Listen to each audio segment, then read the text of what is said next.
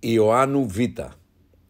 Ο πρεσβύτερος προς την Κυρίαν, την οποίαν ο Θεός εξέλεξε, και προς τα παιδιά της, τους οποίους εγώ αγαπώ αληθινά, και όχι εγώ μόνον, αλλά και όλοι όσοι εγνώρισαν την αλήθεια, ένεκαν της αληθείας, η οποία μένει μέσα μας και θα είναι μαζί μας αιωνίως.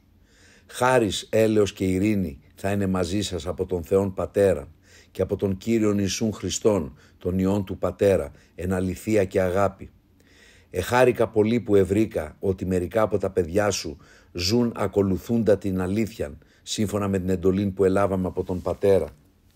Και τώρα σε παρακαλώ, Κυρία, όχι σαν να σου γράφω νέα εντολή, αλλά εκείνη που είχαμε από την αρχή, να αγαπάμε ο ένας τον άλλον.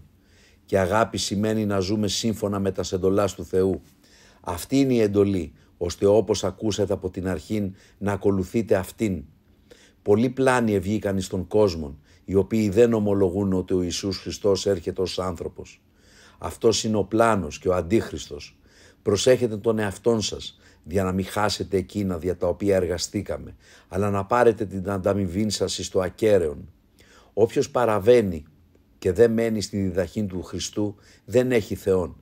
Εκείνος που μένει στη διδαχή του Χριστού, αυτός έχει και τον Πατέρα και τον Υιόν.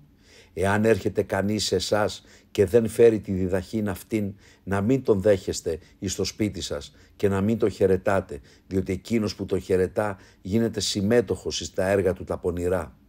Αν και πολλά έχω να σας γράψω, δεν ήθελα να το κάνω με χαρτί και μελάνι, αλλά ελπίζω να σας επισκεφθώ και να σας μιλήσω στόμα προς στόμα, για να είναι η χαρά μας πλήρης. Σε χαιρετούν τα παιδιά της αδελφής σου, την οποία ο Θεός εξέλεξε. Αμήν.